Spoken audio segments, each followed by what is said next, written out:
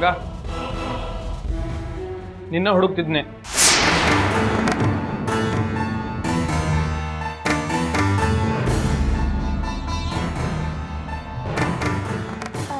ಎಂತ ಸೂರಜಣ್ಣ? ಜೋರ ಮಾತಾಡಬೇಡ. ನೋಡು, ನನ್ನ ಹತ್ರ ಒಂದು ಹೊಸ ಮೊಬೈಲ್ ಇತ್ತು. ಹೌದಾ? ಅದು ಈಗಿಲ್ಲ. ಅಯ್ಯೋ, ನೋಡು ಗಂಗಾ, ನಿನ್ನ ಬಗ್ಗೆ ಯಾವತ್ತೂ ನಾನು ಚಲೋ ಅಭಿಪ್ರಾಯ ಇಟ್ಕೊಂಡವ. ಅದ್ ನಂಗೂ ಗೊತ್ತಿದ್ದು. ಸುಳ್ಳು ಹೇಳಬೇಡ. ನನ್ನ ಹೊಸ ಮೊಬೈಲ್ ಕಾಣವಲ್ತ. ನನ್ನ ಬ್ಯಾಗಿಂದ ಯಾರು ಕದ್ದಾರ.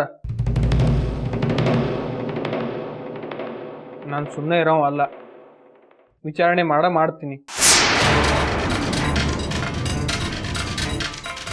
ನೀನೇನಾದ್ರು ತಗೊಂಡಿದ್ರೆ ಹೇಳ. ನೀ ಕದ್ದಿ ಅಂತ ಯಾರ ಮುಂದೆ ಹೇಳೋದಿಲ್ಲ.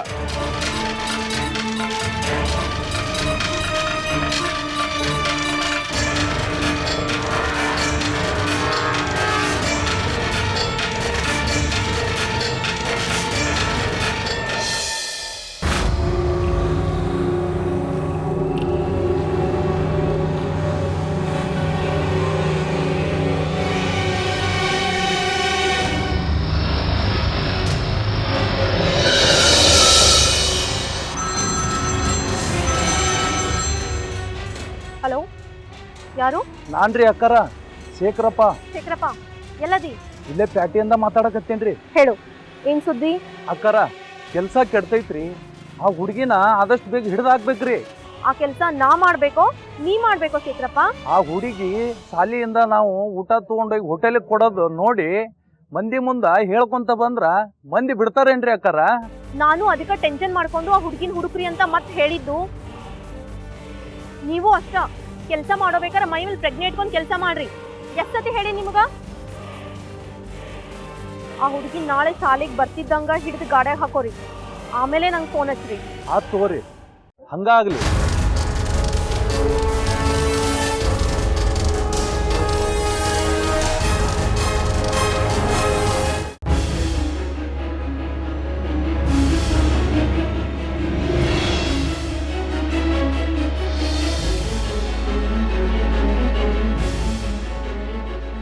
ದಾದಾ, ನಿನ್ ಮೊಬೈಲ್ ನಿನ್ಗೆ ಇನ್ನೂ ಸಿಕ್ಕಿಲ್ಲ? ಈ ಗಂಗಾನೆಲ್ಲೂ ತೆಗೆದಿಟ್ಟಾಳ. ಹೇಳವಲ್ಲು ನೋಡು.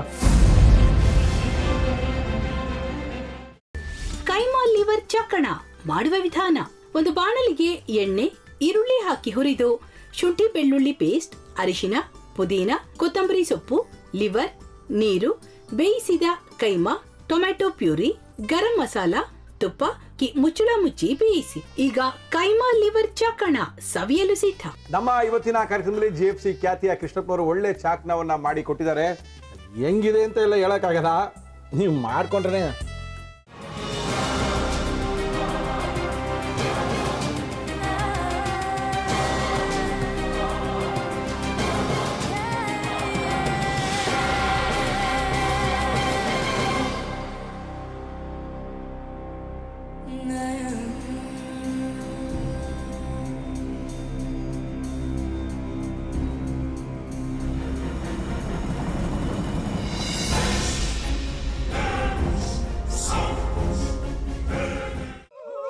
ಎಟ್ಟಿ ತಕೊಳಕ್ ಬಂದವ್ರನ್ನ ಸುಮ್ಮನೆ ಬಿಡಲ್ಲ, ರೂಮ್ ಕರ್ಕೊಂಡೋಗಿ ಸಾಯಿಸ್ಬಿಡ್ತದೆ.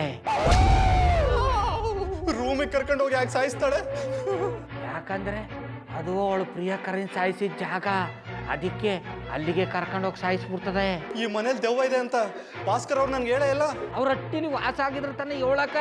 ಹಟ್ಟಿಲಿ ವಾಸ ಆಗಿರೋರ್ನ ಏನು ಮಾಡಲ್ಲ, ಆದ್ರೆ ಹಟ್ಟಿ ತಕೊಳಕ್ ಬಂದವ್ರನ್ನ ಅದು ಸುಮ್ಮನೆ ಬಿಡಲ್ಲ ಬಿಡಲ್ಲ ಬಿಡಲ್ಲ. ಇದನ್ನೆಲ್ಲ ಹೇಳ್ತಿದ್ಯಲ್ಲ, ನೀ ಯಾರು? ನಾನು ಹಟ್ಟಿ ವಾಚ್ಮ್ಯಾನು. ನಾನು ಅರ್ಜೆಂಟಾಗಿ ರಾಮನಗರ ಹೋಗ್ಬೇಕು. ನೀನು ವೆಹಿಕಲ್ ಕಳಿಸ್ತೀಯಾ? ಅಷ್ಟೇ ತಾನೆ, ಎಷ್ಟು ಗಂಟೆಗೆ ಅಂತ ಹೇಳಿ ಕಳಿಸ್ತೀನಿ.